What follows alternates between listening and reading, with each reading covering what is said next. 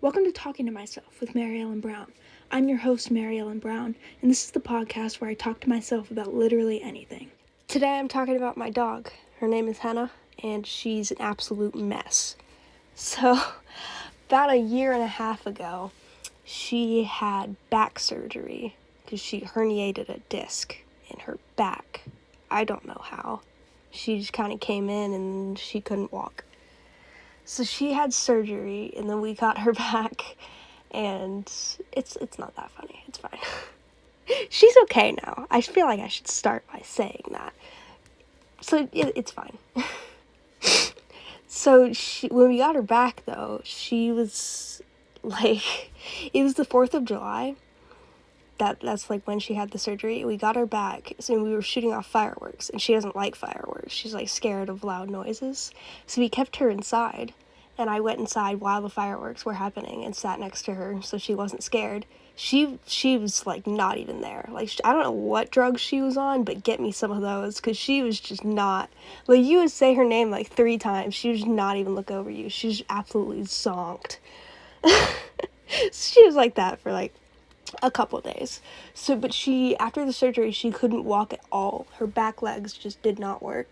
So we had a towel, and we looped it under her, and then we carried the towel, so her back legs, we just held her back end up, and then she would walk on her front legs, and that's how we took her outside. And for like 2 whole days, I don't think she barely peed and didn't poop at all. And so, like, the first time that she pooped after surgery, it's nasty, like diarrhea on the carpet. She's so gross. She was wearing diapers because she couldn't control her bladder, and she can now. Well, she kind of can.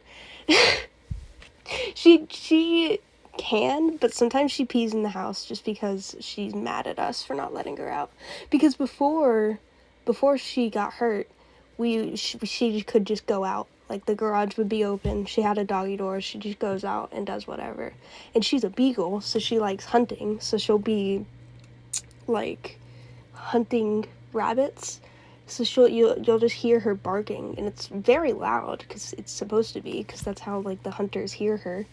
So, and we would get, like, not complaints, but, like, concerned, like, neighbors that were concerned about her, like, being hurt, because it's very loud and kind of, like, jarring. No, we were just like, she's fine, she's just, I don't know what she's doing, but I'm sure she's fine. And then she got hurt, so, but she's fine. Yeah, she doesn't get to hunt anymore, though. I think that, yeah, that's kind of sad.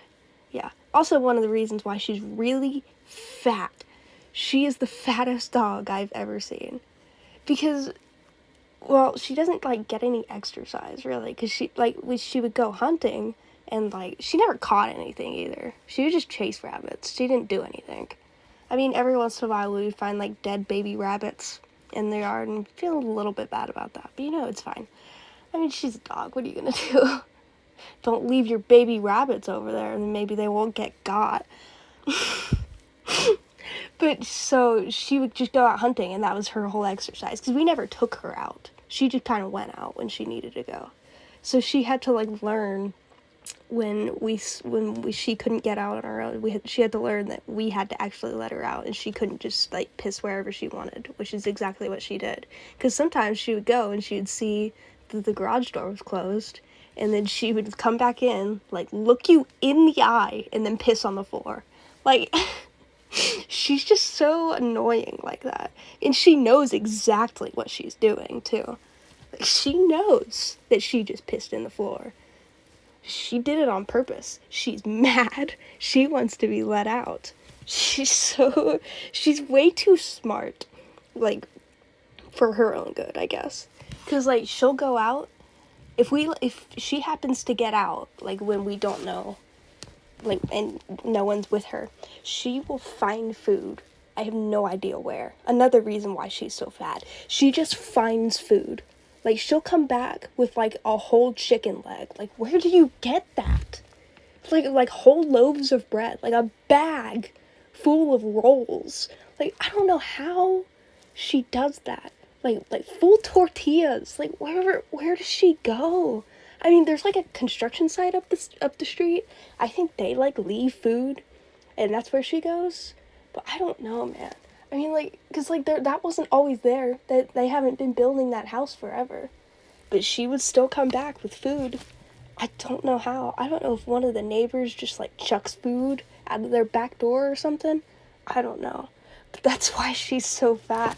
She's like 10 pounds overweight. And she's a small dog. She's like 33 pounds. She's supposed to be 25 pounds. She is very fat. So she just finds food because she's really smart. Like if we never fed her, she would be absolutely fine. I mean, she would be screaming at us because she's fat. She's like she like if it's like 5:30, that's if it's past 5, she will be yelling at you to give her food. Like she's crazy. She like that's the only thing that she wants in life is food. And it's when we don't let her out so that she can just find food wherever, she gets really mad, and then she just screams at you to give her food. And like she's so annoying.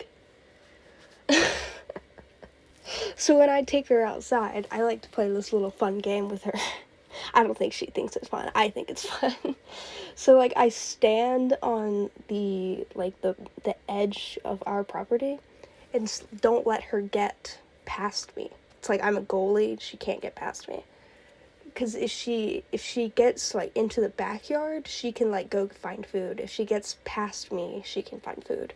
So I don't let her pass me. Sometimes she gets past me. Like if she tires me out, then she'll get past me. But most of the time, she's not very fast because again, she's not very good at walking. She did get a lot better. Like if you saw her walk right now, you wouldn't be able to tell that she had surgery. But if you see her run, she uses her back legs as one leg. So like her front legs are normal, but her back legs move as one if she gets going really fast. It looks really funny, but I mean it's pretty effective. It's really easy to knock her over too. So if she's like about to get past me, I just run along this line, along the property line, and just don't let her pass me. But if she's getting close, I'll just stick out a leg and just knock her down. And she just gets right back up. I mean, like, she's fine. It doesn't affect her very much. And she's going really fast at this point. So, like, yeah, nothing stops her. Yeah, and the only way that she can get past me is just by tiring me out, which, let's be honest, doesn't take very much. But, yeah, so she just runs. She came up with a new strategy, like, not that long ago, that she just sprints back and forth along the line, and I have to sprint back and forth to stay in front of her. And it takes, like, 4 times back and forth before I get really tired, and then she just tries to get past me, and then I, like, take one step. You don't have to be, like, directly in front of her to, like, for her to not get past you. Like, she gets scared, I guess. So if she's, like, 1 foot, like, to the left of me, and I take 1 step towards her, she won't go past me. And she definitely could. Like, if she really wanted to, she could get past me a lot easier than she does. But she doesn't. And also, she doesn't go through your legs. She won't do that. She won't go through my legs. So like, I can stand in front of her with my legs, like, spread. And that's, like, she won't go between my legs. And one time, she was standing there right in front of me, looking up at me. And then she just sprinted between my legs. I was like, you've never done that before. Why did you just decide to do that right now and just trick me?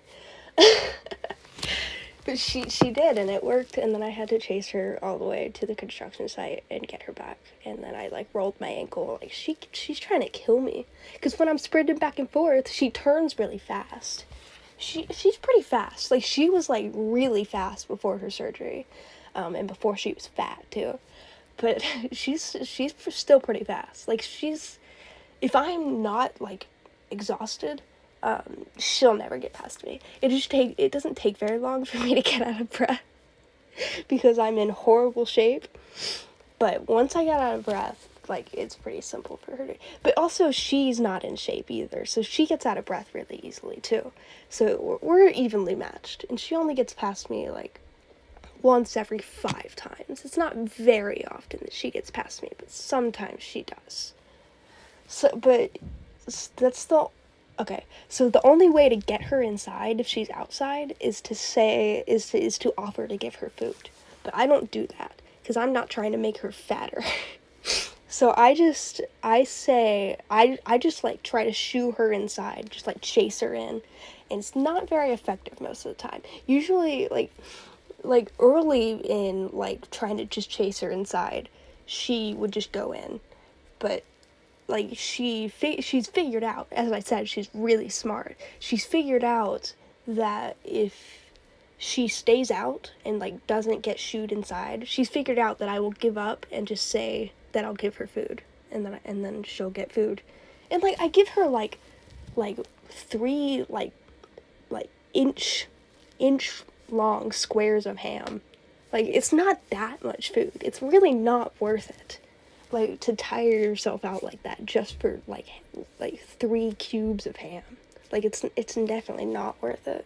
But that's what she does, and she will do anything for like 1 molecule of food.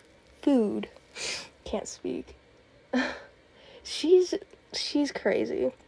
Like she's really smart, but like sometimes she'll do a really stupid thing, like just get hit by my mom's car. Like she's just pulling in, like going like 1 mile per hour, and Hannah just sprints in front of the car and gets hit. And I'm like, dude, what are you doing? She's 7 years old. She's 8 years old. You'd think she would know not to get hit by the car. It didn't affect her at all. She was sprinting in front of the car. She got hit, and then she sprinted away from the car. Like, it literally affected her 0. She's so crazy. Like, I keep saying that she's really smart, and then she'll just do a really stupid thing.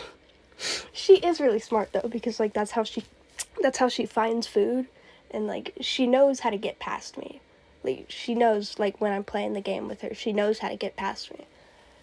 She knows that, like, I don't know. She knows, well, for one, she knows if she stays out, that I'll have to give her food.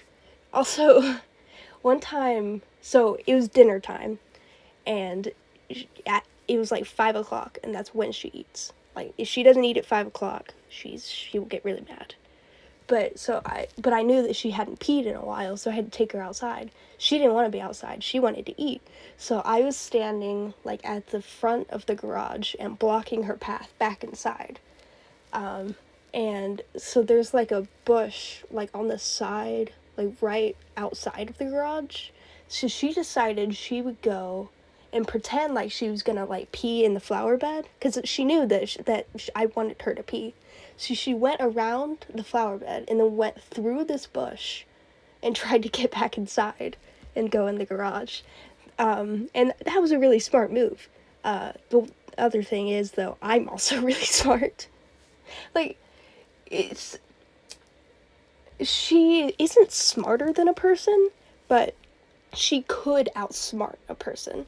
Like, because if you don't know how she thinks, of course I know how she thinks, she's my dog, but if you don't know how she thinks, she will outsmart you. And she will just loop around this bush and just dart back inside. But I knew what she was gonna do. I saw her plan, like, immediately, because I'm a human, and yeah. So I just stood, like, right next to the bush, being like, you really thought that was gonna work? You're so stupid. And she was really mad at me after that. And then she peed, and then I was like, okay, let's get dinner. And then she was happy with me. Yeah. She's always happy with me after dinner. Yeah. But if you don't take her outside, like, if it's been a while and you haven't taken her outside, and then you feed her, she will pee on the floor. Because, like, I guess the excitement of getting food, she just loses bladder control. It's been quite a journey from, like, having surgery to now, and, like, making sure that she doesn't pee. She has a pretty strict schedule, honestly.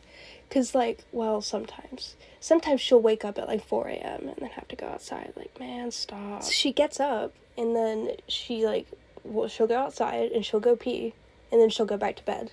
and then she'll be asleep for like 2 more hours, and then she'll get up at like 6, and then we'll go outside, and then if you put her back in bed, she'll like yell at you for food. So if it's like 6 or after, you have to feed her. But otherwise, you can just put her back in her bed. Yeah.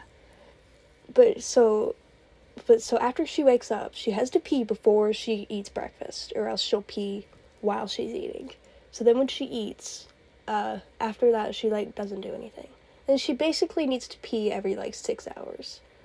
That's kind of her schedule. And then she has to pee before dinner, or she'll pee while she's eating again. And then she has to pee before bed, and she usually goes to bed at like 10. So, yeah, but basically, if there's someone home with her, then she won't pee in the house at all. And she doesn't like peeing in the house particularly. Like, if you, like, do you just want to, like, pee on the floor? Like, no. She has to, like, avoid it and go around it and wherever. But she does